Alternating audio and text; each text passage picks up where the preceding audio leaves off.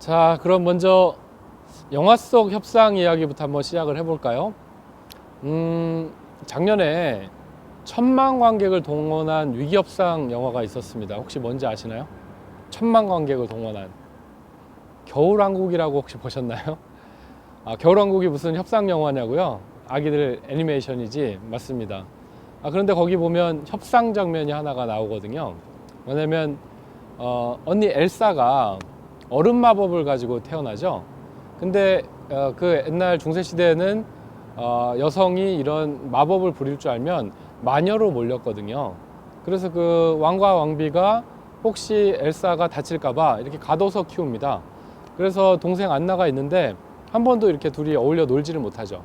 그러다 중간에 왕과 왕비는 바다에 항해를 나가셨다가 배가 침몰해서 돌아가십니다.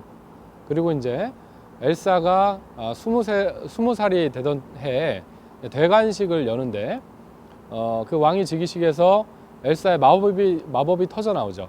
그래서 사람들이 그 마녀를 잡으라고 막 쫓아오고 엘사는 놀래서 도망가면서 얼음 마법을 막 발사를 합니다.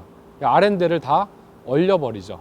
그리고 본인은 높은 산으로 도망가서 거기에 이렇게 얼음성을 짓고 거기에 이제 은둔형 외톨이가 됩니다. 위기 상황에 처하게 되죠. 이때 그 동생 안나가 언니를 설득하러 갑니다.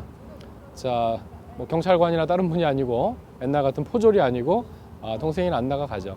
근데 안나가 가서 어떻게 됩니까? 언니를 잘 설득해내나요?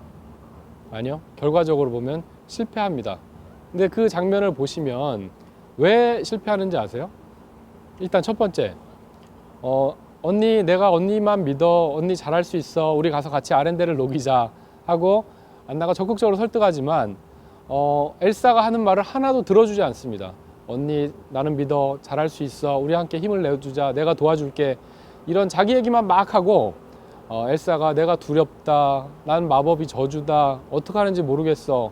막 이런 그 본인의 내면의 얘기들을 하는데 그런 얘기에 전혀 귀 기울이지 않습니다. 그래서 그 장면에서 보면 엘사 언니가 말 그대로 이렇게 돌아버리죠. 확 돌면서 안나한테 얼음 화살을 쏩니다.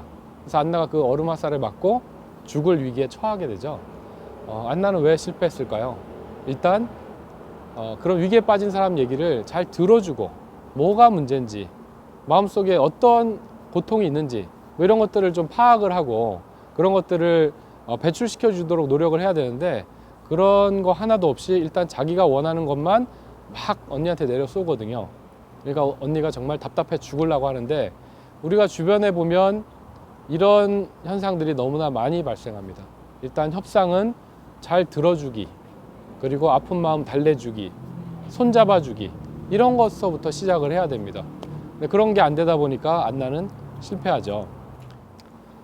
그리고 그 다음으로 이제 작년에 개봉한 우아한 거짓말이라는 영화가 있습니다. 어느 중학교 여학생의 이제 자살을 다룬 영화인데 그 영화에 보면 이제 엄마하고 고등학교 다니는 언니 그리고 중학교 다니는 동생이 나오는데 중학교 다니는 이 여동생이 학교에서 왕따를 당하죠.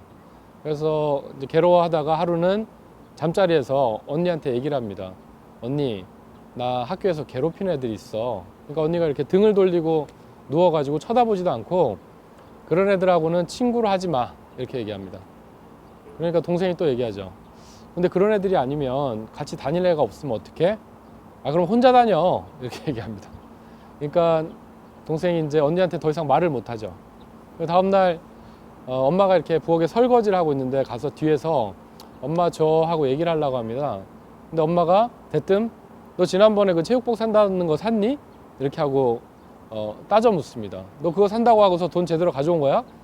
그러니까 얘가 또 엄마한테 말을 못합니다. 그래서 이렇게 너무 괴롭고 힘든데 가족들한테 얘기를 해도 받아주질 않으니까 잘 들어주질 않으니까 결국에 고민하다가 혼자 목을 매서 자살을 하고 말죠. 나중에 언니가 이제 왜 그렇게 된 건지 추적을 막 하다 보니까 처음에는 그 괴롭힌 학생 가해자를 굉장히 미워했는데 나중에 보니까 결국에는 가족들이 그걸 잘 들어주고 보듬어 주지 못해서 그랬다는 것을 알게 됩니다. 그런 영화도 있었고요. 저희가 실제로 그 어떤 사례가 있었냐면 A 여학생과 B 여학생이 있었는데 두 여학생 다 이제 남자친구를 사귀었습니다. 근데 이 그 남자친구가 100일 선물로 나체 사진을 요구를 한 겁니다. 뭐 옛날 같았으면 정말 어림없는 얘기겠지만 요새는 휴대폰이나 이런 걸로 셀카를 찍을 수가 있으니까 이 여학생이 고민하다가 그 사진을 안 주면 오빠가 헤어지겠다고 하니까 고민하다가 찍어서 보냈습니다. 그랬더니 여러 장 다른 사진을 또 보내라고 한 겁니다. 거기에도 다 응했어요. 근데 나중에 이제 어느 정도 사귀다가 그 오빠랑 헤어지자고 하니까 이 오빠가 너 나랑 헤어지면 그 사진을 SNS에 다 퍼뜨리겠다 이렇게 협박을 한 겁니다. 이 친구 고민하다가 A양은 결국 떨어져서 죽었습니다. 그러면 B양은 어떻게 했을까요? 예, B양은 엄마한테 얘기했습니다. 그래서 엄마가 경찰에 전화를 하고 경찰이 그 남학생을 불러다 조사를 하니까 남학생이 겁을 먹고 하지 않겠다고 한 거죠. 어떻게 보면 굉장히 간단한 해결 방법인데 왜 A양은 엄마한테 얘기를 못했을까요? 아마도 평소에 엄마가 그런 얘기를 잘 들어주지 않거나 그런 얘기를 하면 야단을 많이 맞지 않았을까요? 그래서 정말 어려운 일이 닥쳤을 때 도와달라고 손 내밀지 못한 거죠. 그래서 우리 협상의 기본, 첫 출발은 일단 상대 얘기를 잘 들어주는 데서 시작을 해야 됩니다.